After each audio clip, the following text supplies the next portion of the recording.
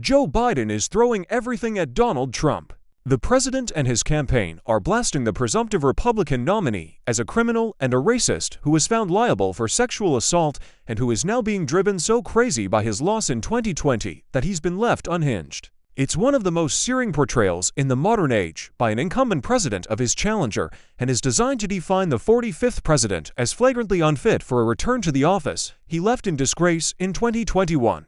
With his two impeachments, a criminal conviction, and an attempt to overturn the last election, Trump gave Biden plenty to work with. But Biden's strategy may also tell the story of a re-election campaign that is going nowhere near as well as the president must have hoped.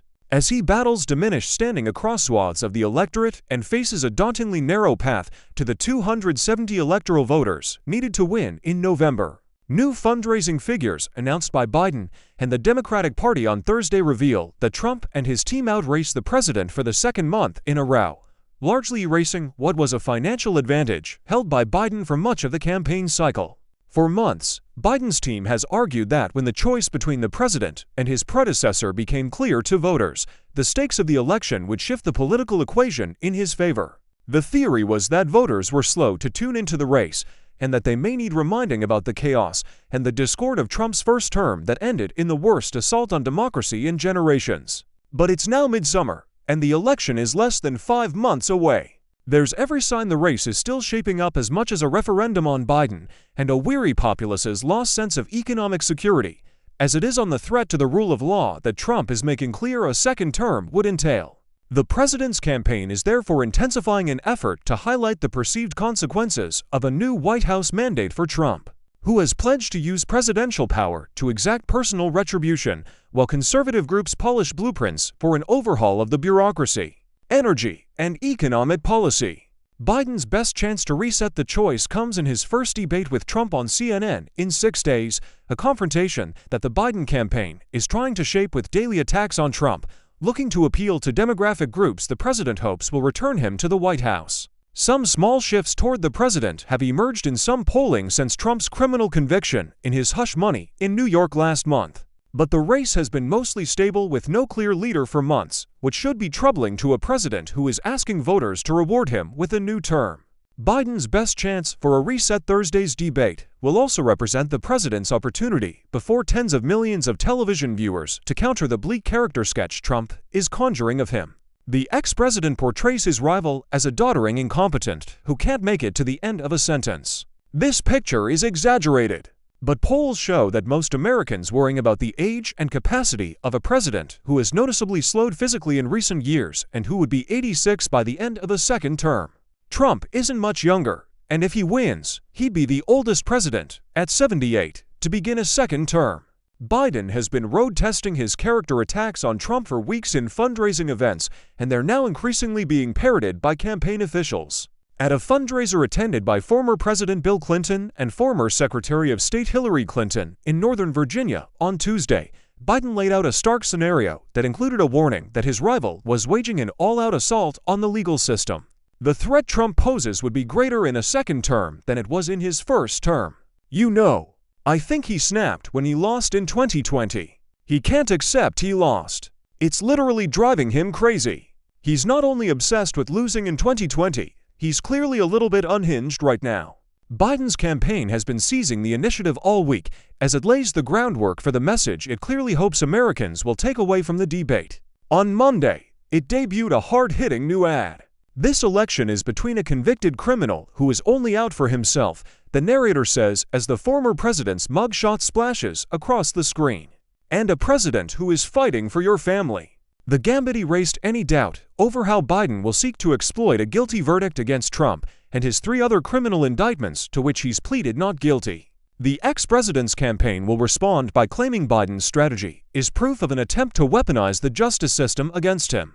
But since Trump's campaign is already spinning that narrative anyway, Biden may have little to lose. The ad, part of a $50 million ad buy in June online, on battleground state TV channels and on national cable, references the hush money trial and Trump's losses in a defamation suit to the writery Jean Carroll and a civil fraud trial. Captions laid over dark, monochrome photos of Trump at court read convicted -30 for felonies liable for sexual assault committed financial fraud.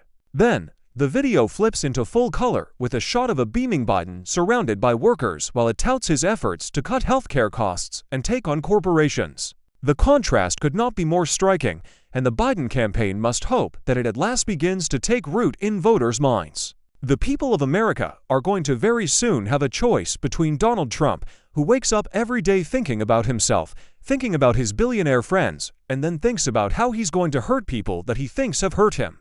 Biden's campaign co-chair Mitch Landrieu said on CNN's Inside Politics on Thursday, "Joe Biden wakes up every day fighting for the American people, making sure that we're going to protect people's freedoms, protect democracy, and lower costs," Landrieu told Manu Ryu.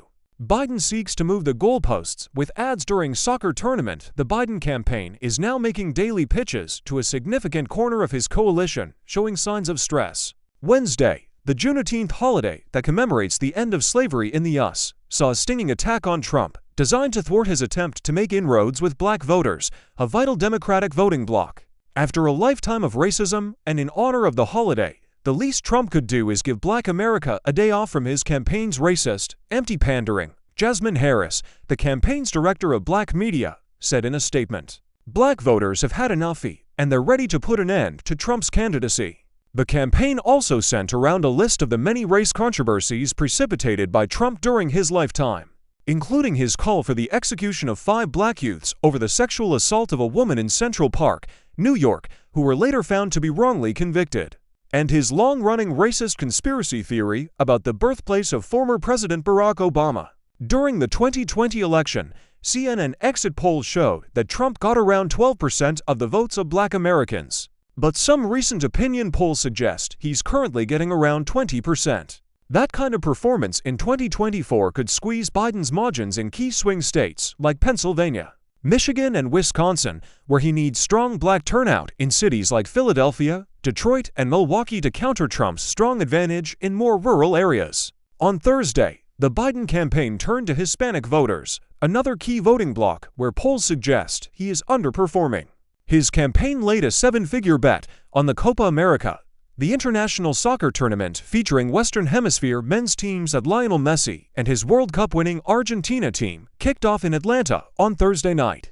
A new ad featuring the president and slamming Trump will air during games over the next few weeks as Biden's campaign seeks to remind Latino voters about Trump's chaotic leadership during the COVID-19 pandemic. "For years ago, we were shut down.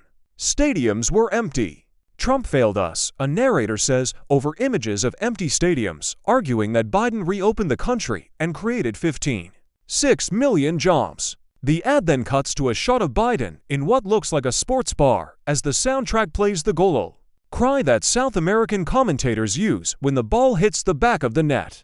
According to an NBC News poll in February, Biden and Trump are tied among Latinos, a constituency that has traditionally voted for Democrats. But Biden won the critical demographic 65% to 32% in 2020, according to exit polls. Unless he can get somewhere near the percentage again, key swing states in the West like Arizona and Nevada could be out of his reach, and even competitive states further east that he also won for years ago, like Georgia and Pennsylvania, where there are smaller Hispanic populations, could be at risk. Biden's character attacks on Trump represent his best attempt to remind Americans of the fateful nature of the choice they will face in November. Those hits would be remarkable enough if the presumptive GOP nominee were a neophyte candidate who could be easily defined by negative advertising. But most voters already know exactly who Trump is. So, the finely balanced contest poses a question with which Democrats might prefer not to wrestle. What if enough persuadable voters are fully familiar with Trump's past and remember the mayhem and division of his White House term, but still aren't ready to support Biden?